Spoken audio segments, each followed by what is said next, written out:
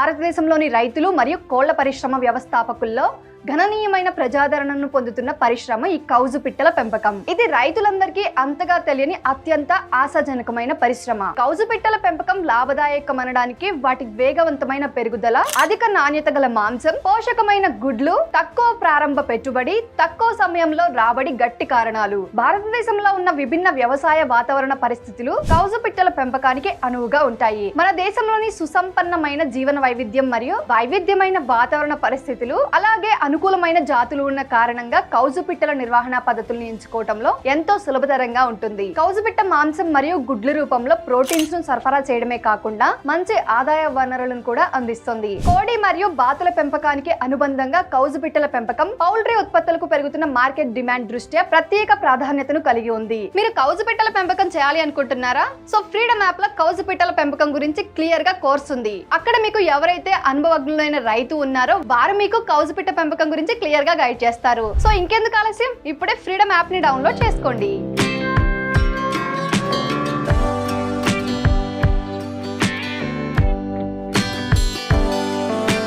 ఇది విద్యావంతులకు ప్రత్యామ్నాయ ఉపాధి అవకాశాలను కల్పిస్తుంది అనడంలో ఏమాత్రం సందేహం లేదు. అయితే గ్రామీణ ప్రాంతాల్లో కౌజు పిట్టల పెంపకం ఇంకా ప్రాచుర్యంలోనికి రాలేదు. ఈ వ్యాపారంలోనికి దిగే ముందు భారతదేశంలోని సామాజిక ఆర్థిక వాతావరణంలో వీటి పెంపకం యొక్క పరిమితులు తెలుసుకోవడం ఎంతో ముఖ్యం. భారతదేశంలో 1974లో కాలిఫోర్నియా నుండి కౌజు పిట్టల పరిచయం చేయబడింది.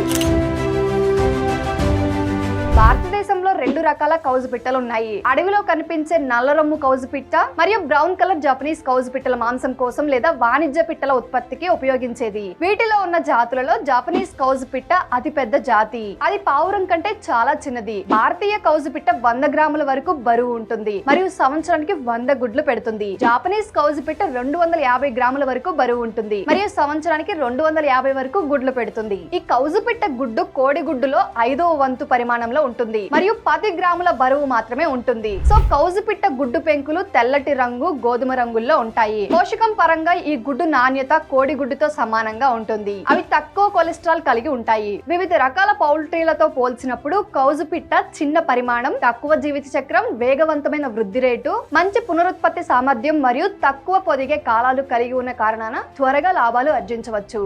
సో మీరు కూడా కౌజు పిట్టల పెంపకం చేయాలి అనుకుంటున్నారా? అయితే కౌజు పిట్టల పెంపకం ఎలా చేయాలి, వాటికి ఎలాంటి దానాను అందించాలి, వాటికి వచ్చే వ్యాధులు మరియు నిర్వహణ చర్యలు ఏంటి, కౌజు పిట్టల యొక్క పిల్లల పెంపకం ఎలా ఉండాలి, ఎలాంటి గృహ వ్యవస్థ ఉండాలి, కౌజు పిట్ట మాంసంకు గుడ్లకు డిమాండ్ ఉందా, ఇదంతా సమాచారం నేను మీకు పూర్తి వీడియోలో తెలియజేస్తాను.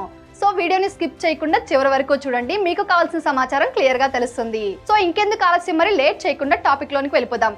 హాయ్, హలో, నమస్తే, welcome to freedom farming Telugu channel. నేను మీ శిరీష కందుల.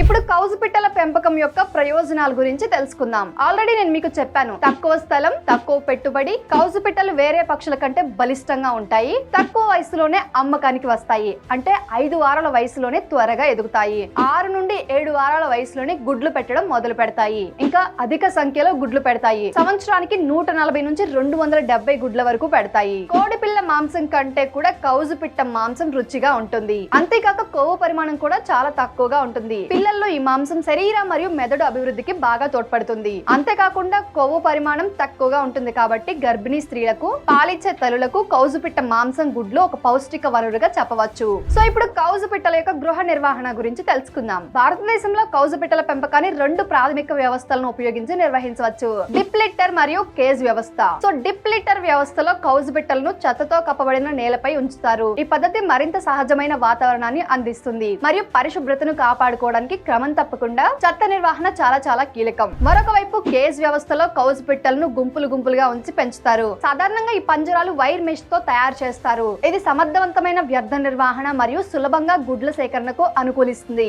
రైతుల అందుబాటులో ఉన్న స్థలం, బడ్జెట్ మరియు ఉత్పత్తి లక్ష్యాలు వంటి అంశాలను బట్టి వివిధ వ్యవస్థలలో కౌజు పిట్టలను పెంచుకోవచ్చు. ఇప్పుడు డిప్ లిట్టర్ సిస్టమ్ గురించి క్లియర్ గా తెలుసుకుందాం. కౌజు పిట్టలు పెంచే పద్ధతి, రెల్లు గడ్డి పరిచిన స్థలం. 6 కౌజు పిట్టలను ఒక చదరపు అడుగు స్థలంలో పెంచవచ్చు. 2 వారాల తర్వాత కౌజు పిట్టలను పంజరాలలో పెట్టి పెంచవచ్చు. అనవసరంగా పక్షులు అటు ఇటు తిరగకుండా ఉంచడం వలన మంచి శరీర బరువు వస్తుంది. Cage system. పక్షుల వయసు, పంజరం పరిమాణం, కౌజు పిట్టల సంఖ్య. మొదటి 2 వారాలు 3, 2.5, 1.5 అడుగులు 100 పక్షులను ఉంచవచ్చు. 3 నుండి 6 వారాల వరకు 4, 2.5, 1.5 అడుగులలో 50 పిట్టలను ఉంచవచ్చు. కేజ్ వ్యవస్థలో కౌజు పిట్టలు. సో ప్రతి పంజరం సుమారు 6 అడుగుల పొడవు మరియు 1 అడుగు వెడల్పు కలిగి తిరిగి 6 చిన్న పంజరాలుగా విభజించబడుతుంది. స్థలం ఆదా చేయుటకు పంజరాలను 6 అరలుగా ఏర్పాటు చేయవచ్చు. 4 నుండి 5 పంజరాలు ఒక వరుసలో వచ్చేటట్లు చూడవచ్చు. పంజరం అడుగు భాగం చెక్క పలకతో అమర్చబడి పక్షుల రెట్టలను శుభ్రపరచడానికి వీలుగా ఉంటుంది. పొడవైన సన్నని మూతిగల మేత తొట్టెలను పంజరాల ముందు ఏర్పాటు చేసుకోవచ్చు.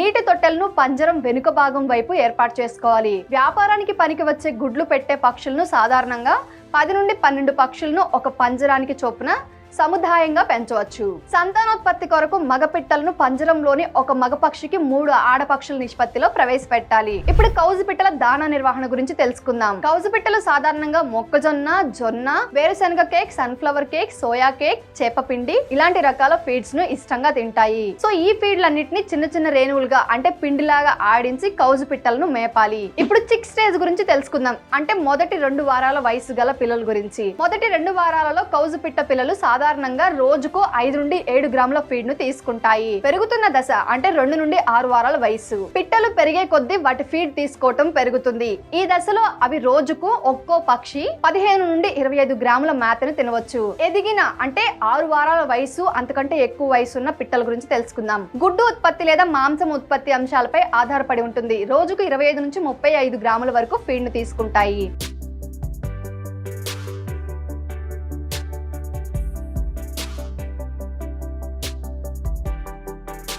ఇప్పుడు కౌజు పిట్టల సాధారణ నిర్వహణ గురించి తెలుసుకుందాం. ఎదిగిన మగ కౌజు పిట్ట బరువు సుమారు 100 నుండి 140 గ్రాములు, ఆడవాటి బరువు 120 నుంచి 160 గ్రాముల వరకు ఉంటాయి. ఆడ కౌజు పిట్టలు 7 వారాలలో గుడ్లు పెడతాయి. అవి 22 వారాల వరకు కొనసాగిస్తాయి. సాధారణంగా గుడ్డు పెట్టడం రోజు సాయంత్రం సమయంలో జరుగుతుంది. కౌజు పిట్ట గుడ్డు సాధారణంగా 9 నుండి 10 గ్రాముల బరువు ఉంటుంది. మగ కౌజు పిట్ట యొక్క రొమ్ము సాధారణంగా ఇరుకైనది మరియు సమానంగా పంపిణీ చేయబడిన గోధుమ మరియు తెలుపు రంగు ఈకలతో కప్పబడి ఉంటుంది. కానీ ఆడపిట్ట నల్ల చుక్కలతో గోధుమ రంగు ఈకలతో కప్పబడి విశాలమైన రొమ్మును కలిగి ఉంటుంది. 4 వారాల వయసులో ఆడ మరియు మగ పిట్టలను వేరు చేయాలి. గుడ్డు పెట్టే పిల్లలకు రోజుకు 16 గంటల కాంతి అందుబాటులో ఉండాలి. ఇప్పుడు కౌజు పిట్టల కోడి పిల్లల నిర్వహణ గురించి తెలుసుకుందాం. రోజు వయసున్న పిట్ట కోడి పిల్లలు సాధారణంగా 8 నుండి 10 గ్రాములు. అందువల్ల పిట్ట కోడి పిల్లలకు ఎక్కువ ఉష్ణోగ్రత అవసరం. తగిన ఉష్ణోగ్రత లేకపోవటం వలన అధిక వేగవంతమైన చలని గాలికి గురి కావటం వలన చిన్న పిల్లలు సమూహంగా ఏర్పడతాయి. దీని ఫలితంగా అధిక మరణాలు సంభవిస్తాయి. ఇప్పుడు కౌజు పిట్టల గుడ్ల గురించి తెలుసుకుందాం. కౌజు పిట్ట 7వ వారం వయసులో గుడ్లు పెట్టడం ప్రారంభిస్తాయి. అవి 8 వారాల వయసులో 50% గుడ్లను ఉత్పత్తి చేస్తాయి. సారవంతమైన గుడ్లను ఉత్పత్తి చేయడానికి మగ పిట్టలను 8 నుండి 10 వారాల వయసులో